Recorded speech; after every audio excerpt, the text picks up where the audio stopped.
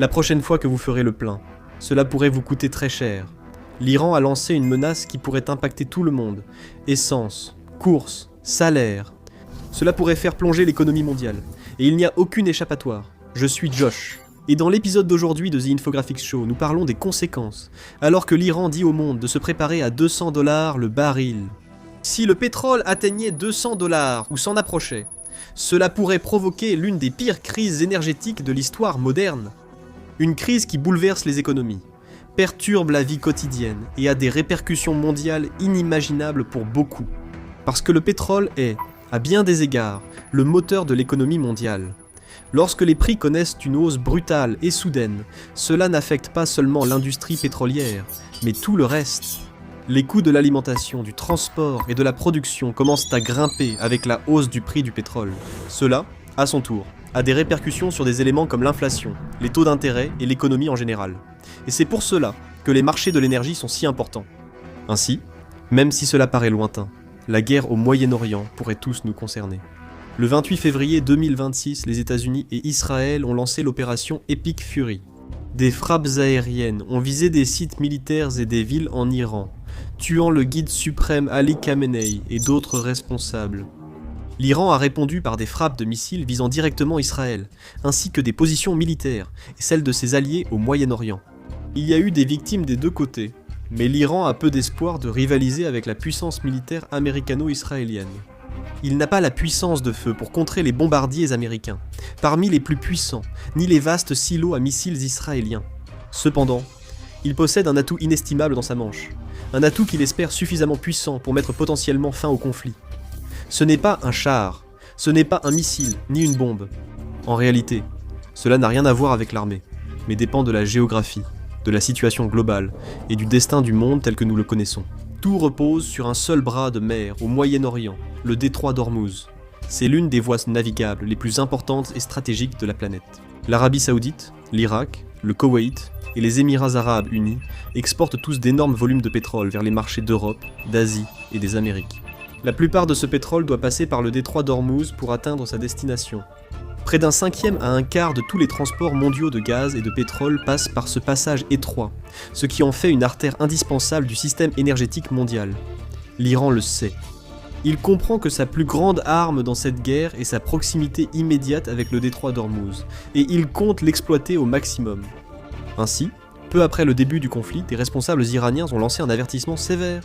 Le corps des gardiens de la révolution islamique du pays, ou CGRI, a juré de ne pas laisser passer une seule goutte de pétrole par ce détroit. Un porte-parole du CGRI a affirmé que tout navire présent dans la zone et lié aux États-Unis, à Israël ou à leurs alliés serait une cible légitime. Il a ajouté « Vous ne pourrez pas faire baisser artificiellement le prix du pétrole.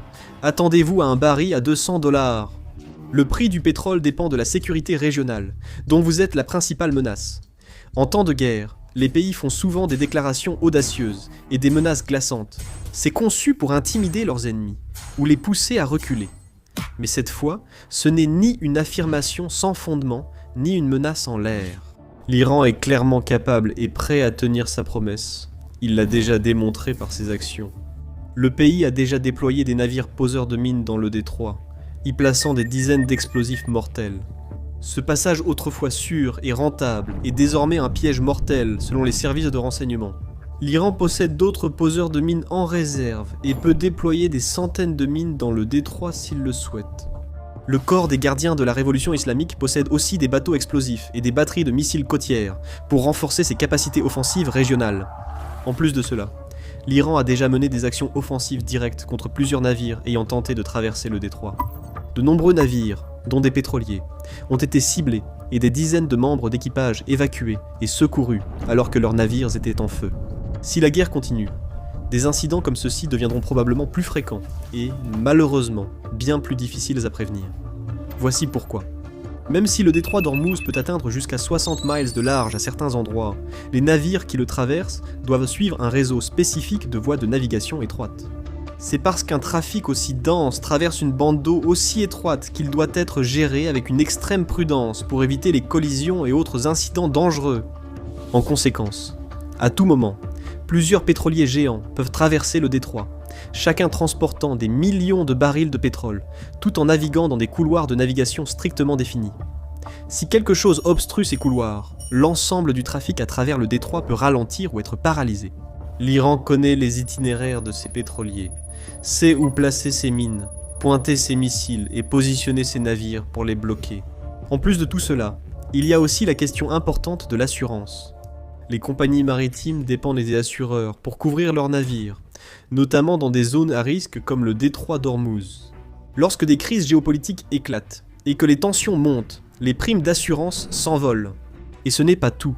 Mais certains assureurs estiment que les risques sont tout simplement trop élevés et refusent d'offrir toute forme de couverture. Si les entreprises ne peuvent pas faire assurer leurs pétroliers, elles éviteront de les faire passer par le détroit. Même avec une intervention américaine pour déminer ou escorter les navires dans le détroit, le trafic baisserait sûrement et les prix continueraient d'augmenter. Pour beaucoup de compagnies maritimes, envoyer des pétroliers de très grande valeur dans un corridor aussi instable et dangereux serait un risque trop élevé. C'est pourquoi le prix du pétrole a augmenté presque instantanément, dès le début de la guerre, dépassant les seuils de 70, 80 et 90 $ pour finalement atteindre 110 $ début mars. Même bref, le conflit aurait un impact notable sur le flux de pétrole à travers le détroit. Les marchés pétroliers évoluent vite en période de tension, guerre ou crise. Les traders, sociétés d'investissement et fonds spéculatifs anticipent toujours plusieurs coups d'avance. Le pétrole s'échange beaucoup sur les marchés à terme, via des contrats d'achat ou de vente à prix fixés pour une date future. Les grandes entreprises, gouvernements et principaux investisseurs participent tous. S'il y a le moindre signe que les prix sont sur le point de grimper, ils se précipitent pour acheter des contrats à des prix plus élevés afin de garder une longueur d'avance. Cela provoque un effet boule de neige qui fait monter le prix du pétrole. Avant même une crise ou pénurie réelle, et une fois la crise commencée, la boule grossit davantage. Plus de contrats achetés à prix élevé font grimper le coût moyen du pétrole. D'autres traders rejoignent, espérant en profiter, ce qui accentue encore la hausse des prix par effet d'entraînement. Même si la situation sur le terrain se stabilise ou ne s'aggrave jamais comme on le craignait, les prix du pétrole peuvent quand même devenir incontrôlables. Tout cela parce que les traders et les investisseurs cherchent à faire des profits. Nous avons déjà vu ce scénario se produire plusieurs fois par le passé. Pendant la révolution iranienne de 1979, les prix du pétrole ont plus que doublé, et l'inflation mondiale a explosé pendant la guerre du Golfe, au début des années 1990. Le prix du pétrole a connu une nouvelle flambée soudaine, passant de 17 $ le baril en juillet 1990 à 36 $ le baril seulement quelques mois plus tard. D'où l'importance de l'avertissement de l'Iran sur un baril à 200 $, même s'il paraît exagéré. De tels propos influencent réellement le marché, et par conséquent, tout le reste. Si observer le chaos vous plaît, aimez, partagez et abonnez-vous. Nous avons de nombreux scénarios apocalyptiques sur la chaîne, qui paraissent de plus en plus réalistes. Le pétrole atteindra-t-il vraiment 200 $ le baril? Il est difficile d'affirmer qu'une telle hausse aurait lieu, ce serait presque inédit. Lors de l'invasion de l'Ukraine par la Russie, le prix du pétrole a fortement augmenté. La Russie est le 3e producteur mondial de pétrole, après les États-Unis et l'Arabie Saoudite. À l'époque, le prix a atteint près de 139 $ le baril, loin des 200 $. La situation actuelle est différente, et peut-être plus néfaste économiquement. Comme mentionné précédemment, un baril sur 5 passe par le détroit d'Ormuz. La suite des événements dépend énormément de la durée pendant laquelle ce passage sera restreint. Si la guerre se poursuit, et que la situation ne montre aucun signe d'apaisement, des goulets d'étranglement vont se former. Les installations de stockage de pétrole du Golfe atteindront leurs limites. De grands champs pétrolifères pourraient devoir fermer jusqu'à la résolution du conflit, ce qui ferait fortement augmenter les prix. Des analystes de sociétés financières et d'investissement avertissent que le prix du pétrole pourrait dépasser 100 $ et rester élevé toute l'année. La situation pourrait empirer si d'autres attaques visaient les infrastructures pétrolières. Des rapports signalent qu'en moins des explosions et de grands incendies dans plusieurs installations de stockage et dépôts pétroliers à Téhéran et dans les environs. Au moins 4 sites pétroliers ont provoqué d'importants incendies, envoyant une fumée dense au-dessus de la capitale iranienne. Les combats touchent désormais les infrastructures énergétiques, augmentant les risques pour l'approvisionnement. Le timing du conflit est aussi préoccupant. Les marchés de l'énergie étaient déjà confrontés à un contexte très difficile avant la guerre. La demande mondiale de pétrole reste très élevée, malgré l'investissement croissant des pays dans l'énergie verte et renouvelable. Le monde consomme encore plus de 100 millions de barils de pétrole chaque jour. Avec une demande en hausse constante, la marge d'erreur dans l'industrie pétrolière est très faible. Même de petits retards peuvent fortement impacter les prix et l'approvisionnement. La guerre en Iran dépasse largement ce type de perturbation. Il est donc facile d'imaginer une envolée rapide des prix hors de contrôle alors que le conflit s'intensifie. Quand cela arrive, tout le monde subit rapidement les conséquences. C'est déjà le cas. Les rapports indiquent que les prix moyens à la pompe dans le monde augmentent déjà. Aux États-Unis, en Europe et ailleurs, les gens dépensent bien plus qu'avant pour un plein d'essence.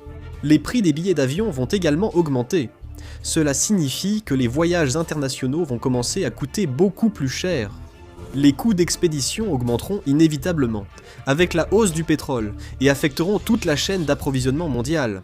Le transport longue distance de marchandises et de personnes coûtera plus cher. Les prix alimentaires devraient aussi augmenter, les agriculteurs et distributeurs s'adaptant à la hausse du carburant. Il y a aussi les objets du quotidien, et produits industriels essentiels fabriqués à partir de produits pétroliers. Eux aussi deviendraient plus coûteux à fabriquer et à transporter, et devraient donc être vendus à des prix plus élevés aux consommateurs. Alors que le coût de la vie et l'inflation augmentent déjà partout dans le monde, le budget moyen des ménages serait encore plus sous pression. Pour certains, cela peut être trop dur à supporter car pétrole et inflation sont liés. Quand l'un monte, l'autre aussi. Si le pétrole devient plus cher, les entreprises de la plupart des grands secteurs font face à des coûts plus élevés. Les fabricants et détaillants dépensent davantage pour l'énergie, le transport et l'acheminement des marchandises. Les entreprises ne peuvent absorber tous ces coûts seules, elles doivent risquer la faillite ou en répercuter une partie sur leurs clients. Et cela vous concerne. Lorsque tant de secteurs connaissent un scénario similaire, l'inflation dans l'ensemble de l'économie commence à s'accélérer. La réponse habituelle à cela est que les banques centrales du monde entier augmentent les taux d'intérêt, mais cela aussi a de nombreuses répercussions.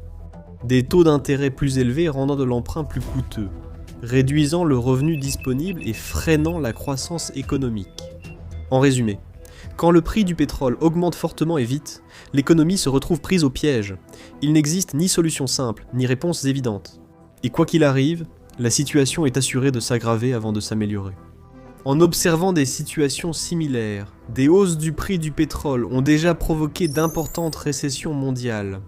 Le coût élevé de nombreux biens et services devient difficile à supporter pour entreprises et consommateurs. Si cela devait se reproduire ici, alors peu importe la durée de la guerre en Iran, le reste du monde en ressentira les effets. Pendant des années, presque tout deviendra plus cher, les entreprises plieront sous la pression, et l'écart entre les riches et le reste de la population se creusera encore davantage. Y a-t-il un moyen d'éviter cette crise ? Eh bien, les gouvernements disposent de certains outils d'urgence pour les aider à gérer une crise énergétique de ce type.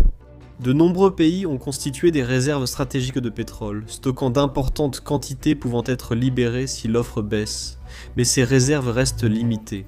Elles sont principalement conçues pour offrir un soulagement temporaire lors de courtes périodes de retard et de perturbations avant le retour à la normale. Ce ne sont pas une solution à long terme. Elles peuvent stabiliser temporairement les marchés, mais ne compenseraient pas les pertes majeures si le détroit d'Ormuz restait fermé plusieurs jours, semaines ou mois. Quand des millions de barils de pétrole sont retirés chaque jour, il est presque impossible d'en compenser l'impact. Certains pays peuvent aussi utiliser leur capacité croissante en énergie renouvelable pour gérer la crise. Les énergies solaires et éoliennes pourraient soutenir les entreprises et alimenter les foyers. Un aspect positif de cette crise est que plus de pays prennent conscience de l'importance réelle de l'énergie verte. Ils pourraient investir davantage dans des initiatives écologiques et des technologies durables. Pour limiter l'impact de futures guerres et crises pétrolières, ils pourraient envisager de nouvelles politiques et réduire leur dépendance aux carburants importés. Lors de la prochaine crise, ils ressentiront moins la pression qu'actuellement. Mais les données montrent que le pétrole demeure très demandé.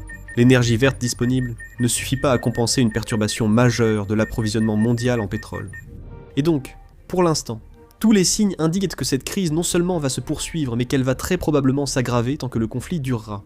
Si la situation ne change pas vite et radicalement, de moins en moins de pétroliers risqueront de traverser le détroit d'Ormuz, devenu très dangereux. Et par conséquent, moins de barils de pétrole quitteront les États du Golfe et atteindront les pays du monde entier. Les industries auront du mal à fonctionner, les coûts augmenteront et les gens ordinaires en subiront les conséquences. Le monde est au bord d'une crise économique sans précédent.